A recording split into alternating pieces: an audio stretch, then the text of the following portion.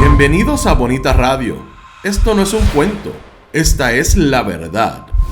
En breves segundos la periodista Carmen Enita Acevedo estará con ustedes. Bonita Radio está disponible en Facebook, Instagram, Twitter, Spotify, Google Podcast, YouTube, iVoox y iTunes.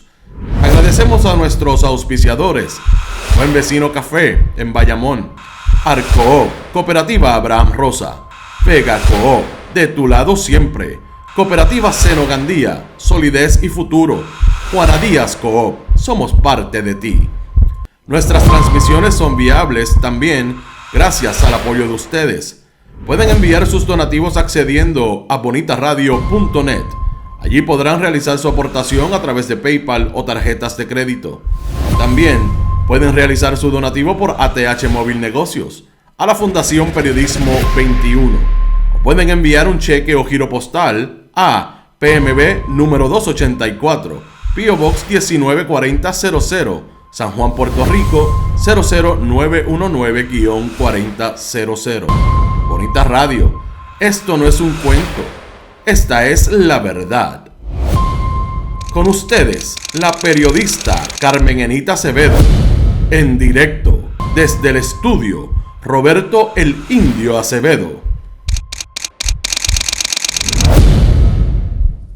Buenas tardes, Puerto Rico y el mundo, donde quiera que haya un puertorriqueño que haga patria puertorriqueña.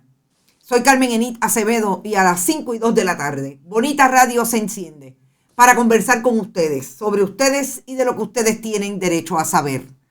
Porque hoy, en este programa de Que Palo es Noticia, como todos los miércoles a las 5 de la tarde, vamos a tener una intervención diferente con Brenda Reyes Tomasini, porque la noticia que vamos a analizar hoy, a traer como información, como lo que hemos investigado hasta el momento, incluso con una entrevista a la Contralora de Puerto Rico, Yasmín Valdivieso, trata de una investigación especial que hiciera esa oficina después que en medio de la auditoría al Departamento de Educación con relación a una facturación de un contrato 2015-2016 que se le otorgara al taller de fotoperiodismo, se encontraran irregularidades en la facturación y la oficina y la dependencia de investigación de la oficina del Contralor inició una investigación especial que hoy reveló un informe de por lo menos 8 páginas donde se establece que la facturación no incluyó información y además incluyó supuestamente información falsa para justificar el recobro de 1.7 millones de dólares a base de ese contrato. Yo quiero darle primero la bienvenida a la colega comunicadora Brenda Reyes Tomasini y después presentar la entrevista con la Contralora. Saludos, Brenda. Hoy es un día diferente en el análisis. Diferente y lamentable. Diferente y lamentable. Quizás yo quiero empezar por decir que el taller de fotoperiodismo fue un producto de la energía de quien fuera un gran fotoperiodista del periódico El Nuevo Día, Ismael Fernández, desde 1994. Se instituyó como corporación sin fines de lucro en el 1995. No fue hasta el 2008 que el taller tuvo una gestión mucho más grande, abarcadora, en la búsqueda de fondos a través de lo que eran propuestas con 2 agencias fundamentalmente, el Departamento de Educación y el Departamento de la Vivienda. En el Departamento de la Vivienda se trabajaba con niños y niñas de residenciales públicos. En el Departamento de Educación con el personal, con los estudiantes de las escuelas y también a través de la capacitación a maestros y otro tipo de personal del departamento, que fue un proyecto siempre con una misión de llegar a aquellos niños y niñas que tenían la oportunidad de acercarse por primera vez al escenario de las comunicaciones desde una cámara, desde muchas otras disciplinas que se le ofrecieron capacitación y talleres. En un momento dado, el taller se llenó de otro tipo de propuestas y sobre todo se acercó y se acercaron diferentes personas que lo trabajaron.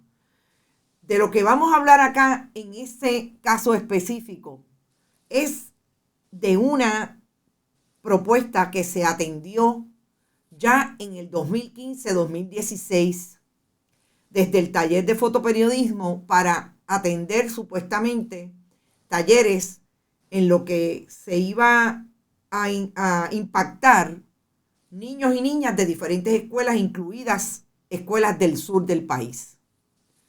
Lo que la Contralora, en la entrevista que le hiciéramos a la Contralora, trata de establecer de dónde surge esta investigación.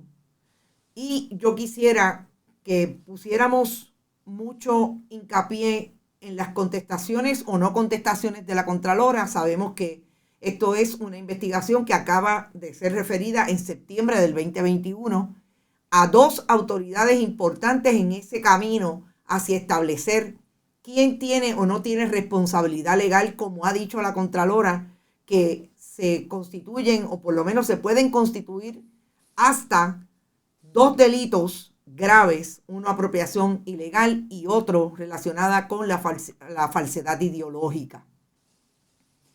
Departamento de Educación Federal a través de la Oficina del Inspector Federal y el Departamento de Justicia de Puerto Rico.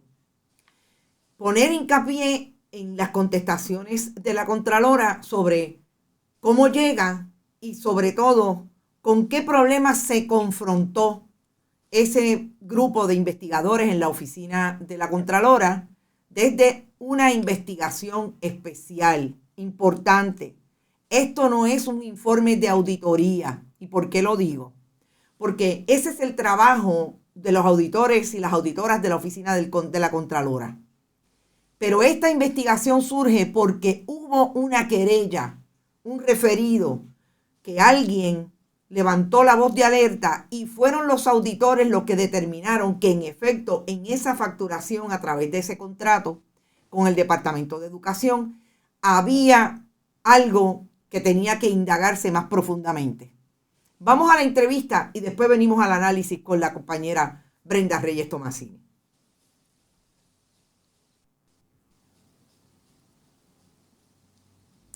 Saludos y buenas tardes. Yo quería entrevistar hoy a la Contralora de Puerto Rico, Yasmín Valdivieso, porque la noticia que retumba hoy es importante hablar con la persona que acaba de emitir o la institución que acaba de emitir durante el día de hoy un informe de auditoría que refleja lo que en otras ocasiones hemos visto como lo que puede haber pasado en una institución, en este caso sin fines de lucro, con dinero público, ahora también en este escenario en el Departamento de Educación. Y se trata del informe que emitiera hoy la Contralora de Puerto Rico, Yasmín Valdivieso, sobre una auditoría puntual en relación a una facturación que emitió el taller de fotoperiodismo con el Departamento de Educación. Yo creo que la primera pregunta a la Contralora, además de decirle buenas tardes, Contralora, y gracias por aceptar compartir esta información con Bonita Radio. Muy buenas tardes a ti y muchas gracias por la oportunidad. No siempre se nos da la oportunidad de explicar los informes, así que te lo agradezco. Contralora, la primera pregunta para mí es quizás una de las dudas que ha tenido el público a partir de algunas informaciones que han salido a relucir con relación al informe. Y es que se habla de un contratista. Yo le voy a decir cuál es mi interpretación del contratista cuando usted menciona en ese informe. Me corrige, el contratista es el taller de fotoperiodismo. Sí, por lo general nosotros no damos ese tipo de detalle, pero en este caso sí, era la única entidad que estaba dando esos talleres. Esos talleres de fotoperiodismo se adhieron por muchísimos años en el Departamento de Educación. Sabes que la educación no solo puede ser enseñarte a sumar, restar claro, y darte historia. La idea es que todo el mundo tenga la oportunidad de tener una educación suficientemente completa para, claro. pues no todo el mundo sale a ser contable o abogado. Y esos talleres de fotoperiodismo se dieron por muchísimos años en el Departamento de Educación. Yo se lo pregunto porque la gente pensaría que había un contratista adicional. Yo, de hecho, accedí a los documentos que ustedes tienen en la página como los contratos, accedí a ese contrato que tenía una facturación de un poco más de 4.5 millones de dólares y específicamente lo firma el que en ese momento era el director ejecutivo y que aparece en los documentos del Departamento de Estado como el presidente indefinido del taller de fotoperiodismo. Estamos hablando de una persona de nombre Pedro Borges. La investigación para empezar incluye en ese informe que se entrevistó personas. Ustedes, los auditores, entrevistaron a esta persona que firmaba el contrato. Mira, esto, y déjame explicarte, porque en realidad no fue una auditoría, fue una investigación específica que se hizo sobre este asunto. Esto fue algo que mis auditores, mientras estaban auditando las operaciones del Departamento de Educación, se dieron cuenta que algo extraño había y se lo refirieron a nuestra oficina de investigaciones. Se comenzó la investigación en ese momento porque se estaba cuestionando si verdaderamente se habían dado todos estos talleres, se cuestionaba que el contrato no se había firmado hasta diciembre, aunque las facturas decían que los talleres habían comenzado antes, etcétera. ¿En qué año estamos hablando que sus auditores vieron algo raro y enviaron esta información a la unidad de investigación de ustedes? Bueno, yo no sé exactamente la fecha en que ellos se dieron cuenta, pero llega a la unidad de investigaciones en el 2019. Es cuando llega esto a nuestra atención como algo que tenemos que investigar. Cuando usted me dice que entrevistaron empleados en este caso del taller de fotoperiodismo contratista. Se entrevistó a toda la persona que entendíamos que había que entrevistar, se entrevistaron entre ellos a maestros envueltos en estos talleres y a los talleristas.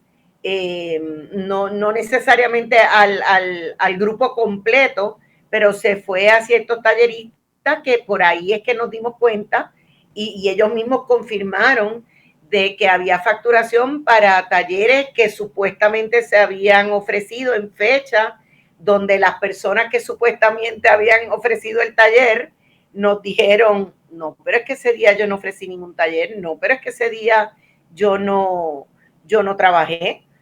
Y bueno, pues por ahí, sabes, te imaginas todo lo que eso implica. Por ahí surge la suspicacia del investigador, me imagino, y entonces continúan investigando. Yo le pregunto si en el 2019 el taller de fotoperiodismo no necesariamente estaba tan activo como estaba antes. Usted habló en un momento dado, antes de empezar esta entrevista, de que fueron muchos años los que estuvo el taller, básicamente desde el 2008, contratando con o el Departamento de la Vivienda o el Departamento de Educación. Pero en el 2019 la actividad obviamente había mermado. ¿Qué experiencia de la investigación en ese proceso tuvieron ustedes en el momento en que empezaron a investigar las relaciones que había entre el taller y los contratistas? Mira, la realidad es que son tantas cosas a la vez, pero ciertamente, y en un momento, y algo que complicó todo lo que es la investigación, fue que el taller de fotoperiodismo se fue a la quiebra. Y en ese momento, la preocupación mayor nuestra es de, tú te vas a la quiebra, tú cierras, ¿dónde conseguimos nosotros evidencia? Porque si bien es cierto que nosotros podemos entrevistar a personas, nosotros necesitábamos papeles, necesitábamos facturas y tuvimos que salir corriendo a asegurarnos de que protegíamos o de que obteníamos todos los documentos que iban a ser necesarios, los necesarios y los no necesarios, solo para asegurarnos de que se protegía esa esa información y lo que pudiera convertirse en una evidencia. Y pues de nuevo, todo fue muy complicado porque tenemos, bueno, la muerte de quien fundó todo esto y quien había trabajado desde el 2008 en este programa, que entiendo yo que era una cosa muy bonita que se le ofrecía, y una oportunidad muy bonita que se le ofrecía a los estudiantes. Teníamos la quiebra,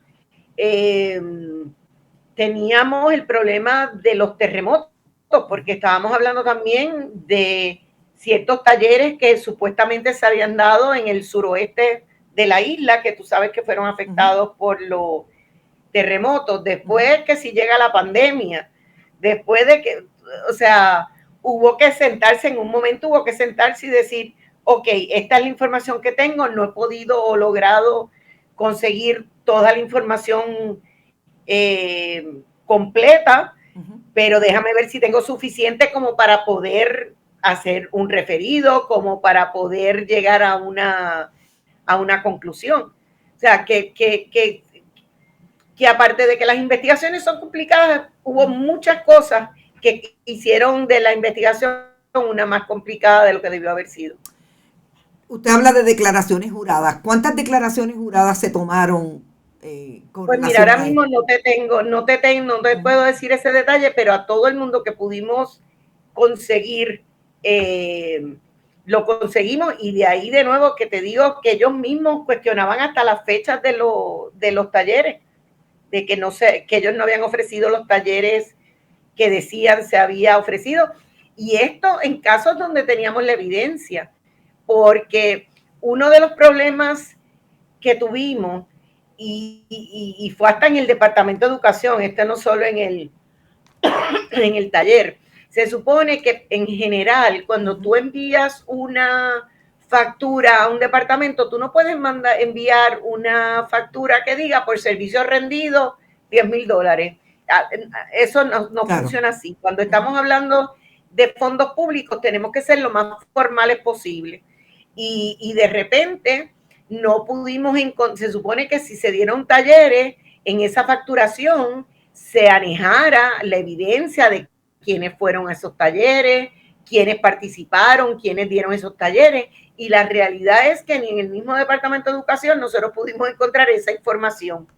O sea, que cuando nosotros hacemos la investigación y determinamos referir, fue a base de información que teníamos y de por qué no teníamos información. Se supone, de nuevo, que una factura que no tenga detalles, que no tenga la evidencia o que no se pueda probar que esos servicios se dieron, técnicamente es una factura que no se debería pagar. Y de ahí que aunque el informe habla de un recobro de 1.700.000, la realidad es que estamos cuestionando la cantidad completa de los $4 millones del contrato. El contrato. En una búsqueda del 2008 a este momento, al 2017, que fue la última vez que entiendo tuvieron contratos con el Departamento de Educación o Vivienda, suman $44 millones. ¿Usted tiene alguna otra investigación relacionada con esa contratación? No, en el momento que nosotros investigamos ese último contrato, que era lo que teníamos. Lo demás, muchos de ellos eran muy viejos, y nos quisimos concentrar en eso porque por lo general, y esto no sé si todo el mundo lo entiende, cuando nosotros vamos a auditar, nosotros no auditamos el 100% de las transacciones. Claro. Por lo general buscamos algo, hacemos una muestra, y de ahí podemos llegar a la conclusión si esa muestra fue una muestra que se sacó válidamente y con fórmulas, etcétera. Nosotros podemos llegar a cierta conclusión de que si esta está mal, así deben estar todas las demás. En este caso, nosotros no tenemos evidencia para poder entrar o asumir o decir que cualquier facturación de otros contratos no fuera correcta, pero siempre es cuestionable, porque ahora no lo tengo. ¿Cómo me puedo yo asegurar que en el 2008 sí estaban enviando las facturas como se suponía? Que sí en el 2008 había evidencia de cada uno de los talleres que se daban, hoy en día no lo podemos, no podemos ir hasta allá. Empleados o funcionarios del Departamento de Educación, ¿entrevistaron? Sí, se entrevistó a todos, yo no te puedo dar nombres y ese tipo de detalles, pero una auditoría nuestra no solo se basa en papel, porque el papel aguanta todo lo que tú le escribas, y no se puede solo basar en suposiciones. Y de ahí que cuando nosotros estamos auditando, investigando, lo hacemos a base de entrevistas, de papeles que encontramos, buscamos prensa, buscamos de todo lo que nos pueda dar una idea de lo que estaba pasando en ese momento. Funcionarios de alto nivel como exsecretarios, subsecretarios, ¿sabes si entrevistaron a alguno? No creo que se haya llegado a ese nivel. Okay. Sí se cuestiona el asunto de que yo llevo 12 años casi en esta posición y siempre trato de decirles, y cuando he hablado con contratistas de gobierno, siempre trato de decir lo mismo: no se atrevan a prestar servicios sin que ustedes vean un contrato firmado.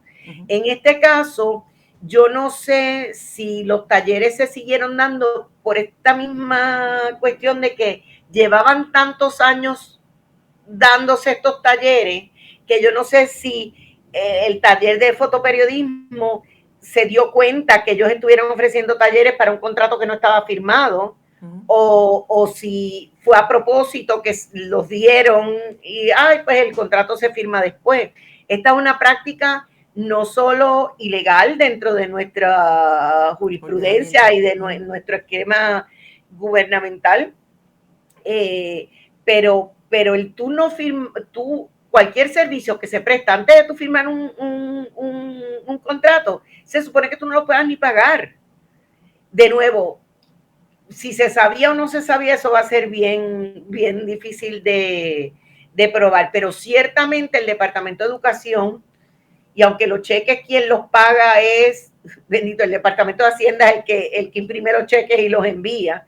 La realidad es que el Departamento de Hacienda saca un cheque después que el Departamento de Educación le dice si los servicios se prestaron. Claro. Hacienda no tiene por qué cuestionarle al Departamento de Educación si se dieron los servicios o no, porque se presume que si tú le estás diciendo a Hacienda págalo es porque se dieron los servicios. Claro. Desgraciadamente, de nuevo, a veces, y yo sé, porque es que lo he pensado, el Departamento de Educación, yo siempre he pensado que hay que como implosionarlo, y lo he dicho, yo no sé cuántas veces yo no he dicho eso, en la medida de que es tan grande, y la administración, yo no sé, porque siempre responsable va a ser el secretario de Educación, para bien o para mal. ¿Por qué? Porque él es el jefe, el que porque sea la autoridad, la entidad nominadora. Claro. Nosotros los jefes de agencia somos los responsables finalmente. Pero de que si sabemos o no sabemos qué es lo que está haciendo un auditor mío en una auditoría en Cabo Rojo, aunque yo sea responsable, no necesariamente sé qué es lo que está pasando. Y en el Departamento de Educación, que se divide también en 7 regiones, pues le echamos la culpa al secretario, pero aquí hay otras reuniones y yo no sé cuánto compromiso verdaderamente existe en los diferentes niveles de responsabilidad, porque no puede ser que yo solo sea la única que me sienta responsable. Si tú eres director de una región, tú eres tan responsable como yo o más, porque tú te debes a una persona. Y me parece que se puede cuestionar el compromiso en los diferentes niveles. También pienso que al ellos mismos pensar, pero como esto es tan grande, pues ¿qué importa? Tú sabes que no solo la Junta, nosotros en el Departamento de Educación estuvieron pagándole a maestros muertos, o sea, después de haber fallecido. Así es. O sea, así de grande es, o así de pocos controles existen en ese departamento. Sí. Y eso es un problema grandísimo. Claro. Y lo último que le quiero preguntar es si ha tenido comunicación después de septiembre, que usted hizo los referidos a Justicia de Puerto Rico y también al Inspector General y Justicia Federal. ¿Ha tenido comunicación de parte de esas entidades con relación a este caso? No, yo sé que la Oficina de Inspector General de Educación, los federales, en el momento que se les hizo el referido, yo misma recibí, creo que fui yo misma, o por lo menos vi un correo de una persona que dijo, nos comunicamos con la Oficina de Investigaciones, porque por lo general, eso es lo que cuando se hace. nosotros referimos, lo importante es la comunicación y no necesariamente tengo que estar yo envuelta, después de que trabajen los que tienen que trabajar. Y recuerdo que justo después de ese referido, o yo lo recibí o vi un correo donde decían, lo llamo tan pronto esté en Puerto Rico para reunirnos sobre este asunto. No te sé decir exactamente en qué ha quedado eso, pero sé que lo recibieron. Muy bien. Contralora, vamos a hablar, siempre le digo, vamos a hablar pronto y después llegan 20, 30 cosas que hacer y no necesariamente la llamo. Pero vamos a hablar porque hay muchas cosas por el camino y sobre todo que usted todavía está ahí, no nombran a nadie. ¿Usted se quiere ir o se quiere quedar? Mira, yo estoy bien clara. Una de las cosas que yo siempre he criticado es la gente que se quiere quedar y se aferra a esas posiciones, no se quiere ir, nadie quiere aceptar términos, etcétera. Yo te puedo decir sinceramente que la realidad era, yo estaba lista para recoger mis bártulos porque mis bártulos estaban arreglados. Estaban recogidos. Sí, yo sabía que tal vez el 30 de junio del 2020 no iba a ser porque estábamos en medio de la pandemia, claro. Pero ya yo lo poco que me iba a llevar lo tenía en mis cajitas y estaba lista para en cualquier día recoger y no reunirme con el que fuera y irme a mi vida privada.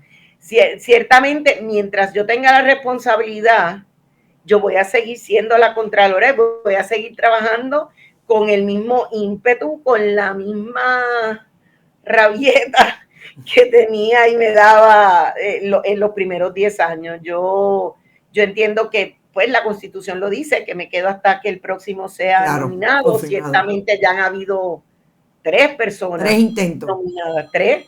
Y pues yo estoy lista en el momento que sea, pero mientras estoy aquí, tú puedes estar seguro que yo voy a seguir trabajando como siempre. Muy bien, pues hablamos pronto. Muchas gracias. Sí, gracias por estar. Muchas gracias. Bye, bye.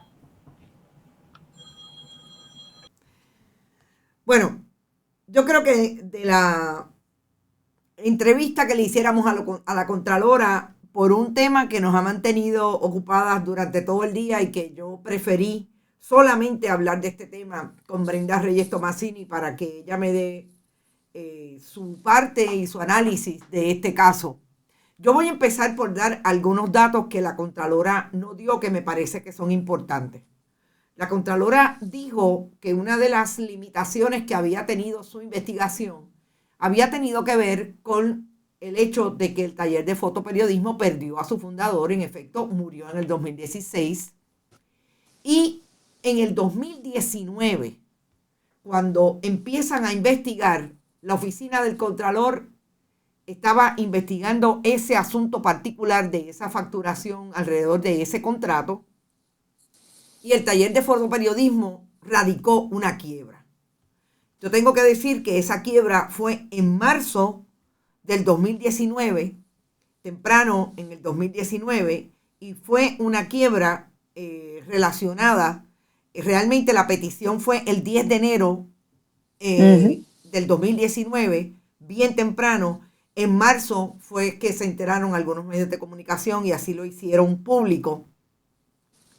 Y en ese momento, algunos de los integrantes hablaban de que había muchos factores que tuvieron que ver con la erradicación de esa quiebra, sobre todo los recortes a los presupuestos de los departamentos de educación y vivienda pública, que eran las agencias principales en ese tipo de contratación con el taller. Es decir, que en efecto, la Contralora habla de que si en el 2011 ellos empezaron a investigar, la quiebra era una limitación porque sabemos que cuando usted se va a quiebra, el tribunal coge jurisdicción, asume jurisdicción de todo lo que ocurre, sobre todo de los posibles bienes que puedan haber.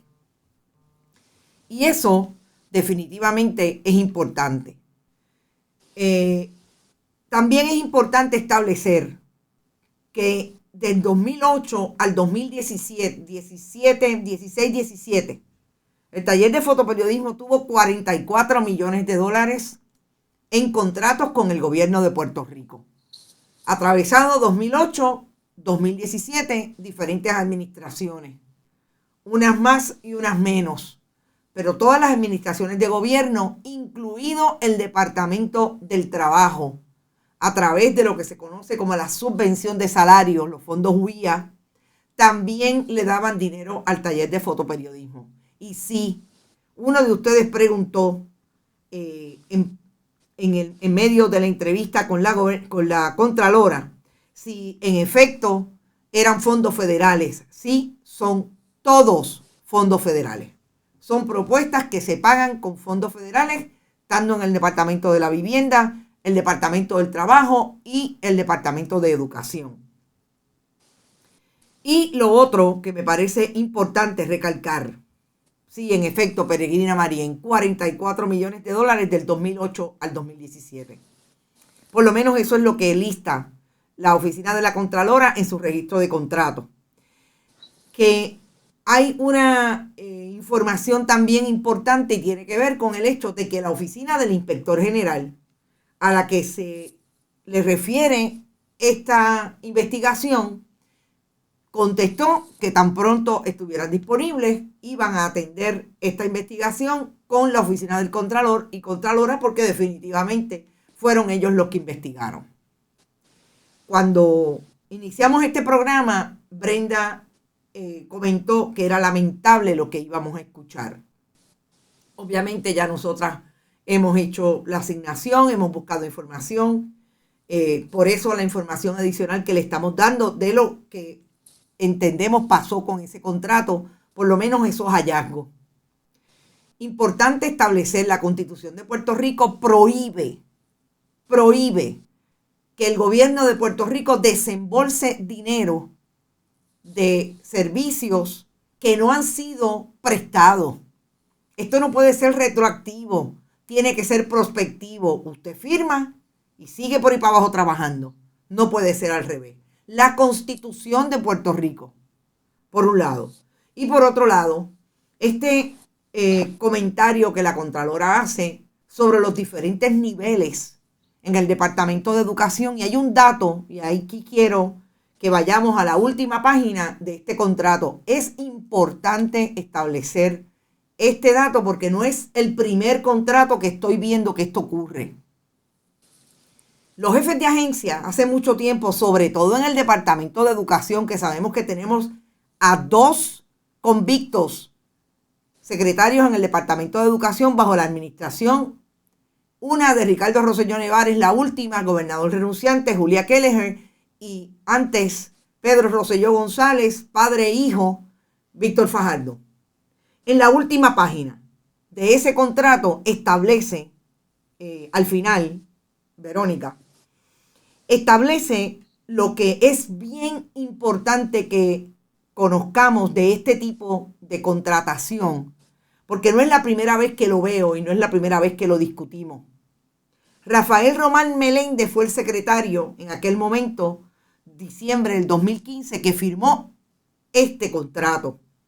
Pero fíjense que abajo establece expresamente por delegación expresa, subsecretaria de Administración, sometido por Vanessa Collazo García, la directora de la Unidad de Escuelas Especializadas, y revisado por el consultor legal José A. Lizazoaín Santiago.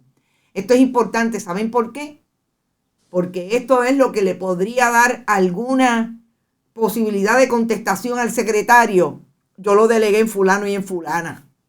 Y no olvidemos, perdón, importante, que así como Pedro Luis Borges Matos, que es el que firma por el taller de fotoperiodismo, está firmando lo que aparentemente eran ya un contrato que ya se venía dando, pero firmaron tarde en el Departamento de Educación. No olvidemos que aquí todas las partes sabían que el Departamento de Educación había salido de una sindicatura y ahora volvieron a la sindicatura después de lo que pasó a partir del 2017 en la administración de Ricardo Rosselló Nevares. Eso importante para el análisis. Y en lo que a mí respecta, antes de pasar a Brenda, yo comparto el lamentar que esto esté ocurriendo en un foro como el Taller de Fotoperiodismo, que a tantas figuras del mundo de las comunicaciones involucró en un esfuerzo y en un proyecto que en efecto fue loable. Pero hay algo que no podemos dejar de hacer, y yo creo que el ejercicio periodístico tiene que hacerlo mirando de frente. Y es que no podemos evitar la conversación y la reflexión al interior de nuestros gremios cuando realmente nosotros nos hemos colocado siempre como figuras en uno y otros casos que denuncian y establecen lo que está mal hecho con el uso de los fondos públicos. Si el principio ético es ese, para unos tiene que ser para todos. Brenda. Sí, pues mira, buenas tardes. Reiteradamente me adhiero a tus palabras. Es lamentable que el mundo de las comunicaciones hoy se dé cuenta que el taller de fotoperiodismo es una de las no víctimas, ¿verdad? Pero es otra de las organizaciones que ha caído en este asunto de la mancha de la corrupción, del clientelismo político.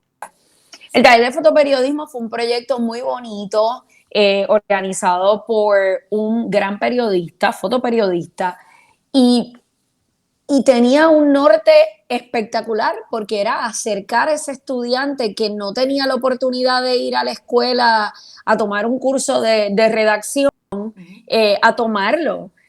Aparte, en unos talleres independientes. Recuerdo mucho la cobertura mediática que recibían todos estos esfuerzos del taller de fotoperiodismo, los talleres de verano que se ofrecían en el taller de fotoperiodismo. Yo creo que muchos estudiantes salieron beneficiados de esos talleres. Ahora bien, varios asuntos. Otra vez vemos cómo en Puerto Rico una organización sin fines de lucro termina operando como una organización con lucro, porque estás recibiendo dinero de fondos federales y a la vez alguien se va a lucrar en esta repartición de fondos. Entonces, si no lucras a alguien, pues tienes que ver cómo haces que mantengas a flote la organización con ese dinero que estás recibiendo. Así que esa es la parte más lamentable porque se mancha una reputación de un gran proyecto iniciado por un gran periodista. Y esa es la parte más dolorosa y más lamentable porque tiende a ser hasta una crisis de credibilidad, de verdad, de lo que era la figura de Ismael Fernández. Ahora bien, si la organización sin fines de lucro tiene como objetivo no generar una riqueza y hacer un bien social, esto nos muestra la decadencia que tienen las organizaciones sin fines de lucro en Puerto Rico. Todos los días escuchamos asuntos con iglesia, escuchamos el asunto de Quebrada Margarita, que recientemente reseñó otro medio, me dejó con los pelos de punta porque era a través de una iglesia. O sea, ¿a quién le vamos a creer en Puerto Rico? Vamos a creer cada vez que alguien se acerca con una noble idea de servir al pueblo, ¿verdad? De no generar un interés económico. Así que, nada, al fin de cuentas, para mí es un día muy lamentable, pero tenemos que decirlo. Claro. Como comunicadoras que somos, tenemos que hablarlo de frente y tenemos que también reiterar que de esto no se trata la comunicación. La comunicación se trata de otra cosa. Me pregunto dónde estaba la junta directiva de esta organización, porque todas las organizaciones sin fines de lucro tienen juntas directivas. ¿Qué pasó en esa junta directiva? No se miraron los contratos, esos contratos no estaban firmados. ¿Cómo se desglosaron esas partidas? El gobierno federal tiene unos controles sumamente estrictos cuando otorga dinero y tienen que haber unas métricas, ¿no? Al final del día. Entonces, ¿se cumplieron o no se cumplieron con esas métricas? Esto lo examinó esa junta directiva. Sabemos que casualmente el taller de fotoperiodismo se va a pique y a la quiebra en enero 2019, y estos son asuntos del año 2019. Hay muchas interrogantes todavía, Carmen Enita, en todo este asunto. Creo que hay unos datos muy contundentes, una información muy contundente, pero también por otra parte, tengo unas preguntas con esa junta directiva. ¿Quiénes componían esa junta directiva?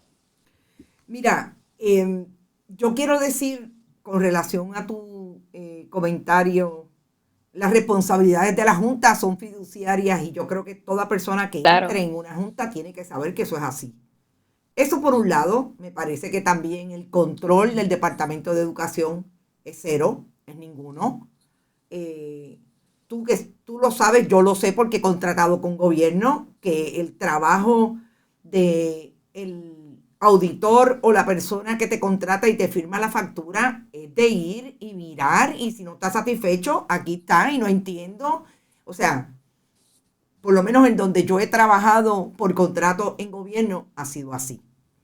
En ese sentido, la Contralora yo creo que está clara que fallan los controles de las propias agencias, por un lado. Y por otro lado, la discusión de nuestros internautas, ahí Gladys está haciendo un comentario del asunto de la credibilidad y de lo que podría estar tratando de hacer el gobierno en este caso, trayendo una información como esta, es legítima. Mi cuestionamiento no es si es legítimo o no que lo saquen. Claro que sí. Ahí está el informe, ahí están las contundencias. Si en el caso de esta investigación así lo es, lo traemos y lo reportamos.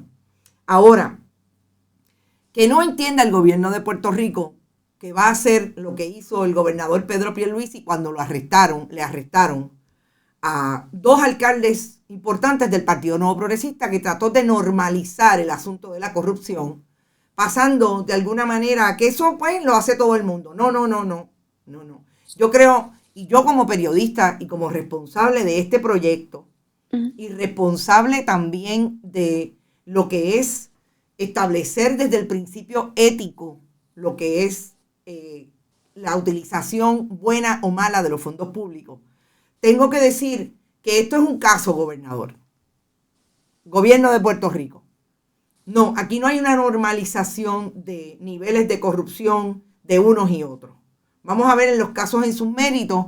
El problema es que en este caso nosotros podríamos decir que esa normalización que quiere traer el gobierno de Puerto Rico en el caso de la política partidista se debe a que son tantos los casos que definitivamente se trata de traer ese sentido demagógico y de propaganda para tratar de minimizar la controversia. No estamos minimizando la denuncia que por lo menos o la cuestión de hechos que ha traído esa investigación. Todo lo contrario, estamos diciendo, salió, aquí estamos, y por lo menos yo desde mi punto de vista periodístico tengo que decir que la denuncia es igual que si fuera cualquier otro. Pero ojo con estar queriendo tirar la tabula rasa, porque eso sí que por lo menos esta periodista no lo va a permitir. Esa no es la experiencia del periodismo puertorriqueño. Nosotros tenemos otras organizaciones, hay muchas organizaciones dirigidas por periodistas, la Fundación Periodismo Siglo XXI es una, y lo más importante, casi ninguna, quizás la única que asumía contratos con el gobierno de Puerto Rico era el taller. Además, ninguna tenemos contratos con el gobierno, ni siquiera que nos paguen lo que necesitamos en ocasiones, que es los trabajadores a través de los fondos WIA. Así es que, dicho eso, Brenda, sí. No sé si de alguna manera tú quieres comentar ese comentario. Mira, quiero comentar, hablaste mucho de la falta de controles dentro del gobierno de Puerto Rico. He estado leyendo los comentarios de ustedes, si me ven que bajo la cabeza es porque estoy tratando de leer los comentarios. Mira, yo te diría que hay algo muy importante. Ese asunto de la falta de los controles es algo que no solamente atañe a un caso como este, sino Puerto Rico tiene una lluvia de fondos federales bajo la cual el actual gobierno ha estado apostando ¿verdad? Esa lluvia de fondos federales pandémicos, ARPA, los de los terremotos. Eso te deja a ti ver que cuando acaben los próximos, digamos, 8 años, vamos a ver más casos como este del taller de fotoperiodismo. Vamos a ver organizaciones sin fines de lucro y organizaciones con lucro, empresas, ¿verdad? Guisando, como quien dice, con el gobierno. Y vamos a ver más este tipo de casos, porque esto ya se ha instaurado como una forma de hacer negocios en Puerto Rico. Y eso es lo verdaderamente preocupante. Va por encima de consideraciones éticas, va por encima de asuntos de moral. Ya esto se ha quedado en Puerto Rico como una forma de hacer las cosas.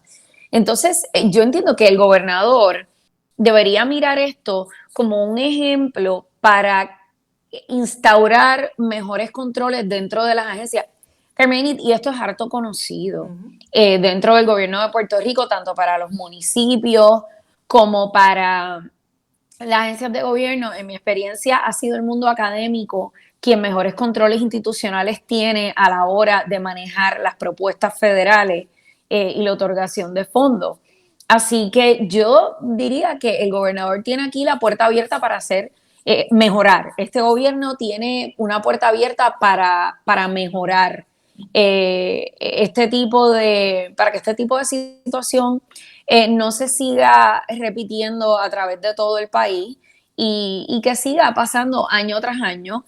Y entonces, pues, que pase lo que está pasando hoy, que es lamentable, como tú dices, hay que señalarlo. Esta era la única que estaba recibiendo de 2 agencias muy grandes, como eran el Departamento de la Vivienda y el Departamento de Educación, porque hay otros gremios que ciertamente no reciben fondos y existen como asociaciones profesionales para el crecimiento y el desarrollo profesional de sus miembros.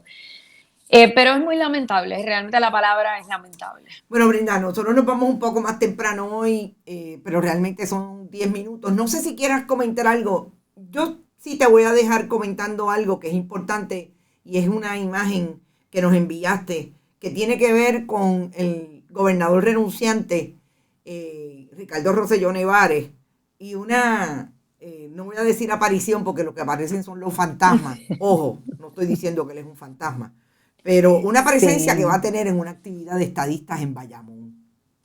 Sí, y si te fijas, es el local de la Asociación de Miembros de la Policía. No es en Bayamón, perdón, en Río Piedras, sí. en la carretera de Río Piedras a Caguas, que está en la carretera número 1. Mira, me llamó mucho la atención, se está promocionando en las redes sociales este evento, es el sábado. Delegados por acción, Delegates for Action. Siempre se los he comentado aquí en Bonita, Ricardo Rosselló Nevares busca insertarse en la política partidista activa de cara a las elecciones del año 2024. Entiendo que él está retomando su estrategia, que fue muy buena y siempre lo digo, esa fue su punto de ventaja, Ricardo Rosselló Nevares, para las elecciones del año 2016, iba a los pueblos, se tomaba el café con su esposa Beatriz, era mucha reunión de barrio. Ojo, Ricardo Rosselló Nevares está utilizando ese puesto para el cual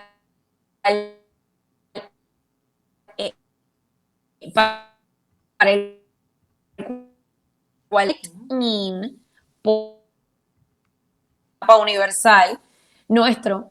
Así que, Carmen Enit, sí, yo creo que sí, que hay que seguirle la pista. y Está haciendo seguirle la cada pista. vez más demostraciones de querer llegar al país. Hay que ver, vamos a ver imágenes, porque siempre hay alguien que envía imágenes, cómo llega y con quién llega, si incluso el director secretario de Seguridad Pública le da escoltas a Ricardo Rosselló Nevares, el gobernador renunciante. Emma Rodas dice, discrepo, el gobernador ve y sabe todo. Es la cabeza de todo. Sabe que tener a la hermana y al cuñado ahí no solo se le ve mal, sino que está mal. Y así sigue. Si es más obvio, no lo afecta, nada lo afecta. Bueno, no entiendo bien lo último, pero Emma difiere de los que dicen que el gobernador no ve ni sabe nada. Yo estoy de acuerdo en que el gobernador está ahí, el gobernador hace las cosas con una estrategia específica, hace y toma decisiones con una estrategia específica y definitivamente nada pasa por casualidad. Y ese junte entre su cuñado y su hermana definitivamente tiene un fin último y lo vamos a ver. Este tipo es un chiste, dice Molandia. Nosotros nos vamos, Brenda, gracias siempre por estar. Recuerda que la semana que viene nos toca y esperemos poder hacer análisis de más temas, sobre todo desde la estrategia de comunicación y la comunicación estratégica. Buenas tardes y vamos a ver cuándo nos volvemos a juntar en vivo en el estudio. Vale, el miércoles puede ser ese día. Bueno, buenas tardes. Igual a ti. Nosotros nos vamos. Recuerden que mañana es jueves a las 11 de la mañana. También estamos en Esto es lo Último. Después a las 5 de la tarde tenemos Que Palo es Noticia. Que siempre estamos en todas las redes sociales. Fundación Periodismo 21 recibe sus donativos a través de ATH Móvil. Y bonitasradio.net en breve, porque ahorita revisé y estamos a punto de caramelo. Les va a gustar. Recuerden que ahí van a tener un podcast por suscripción. Bien interesante. Hoy el punto eres tú, voy a hacer yo a veces voy a tener invitados y va a ser alguien que vamos a coger a uno o a varios de puntos con relación a diferentes temas. Nos vemos mañana a las 11 de la mañana en Esto es lo Último. Gracias a Verónica Vegabón y a Brenda Reyes Tomasini por estar y hacer de este programa uno más de periodismo puertorriqueño, contestatario, sobre todo responsable con nuestras audiencias. Éxito, Bonita Radio. Esto no es un cuento, esta es la verdad. Hasta mañana.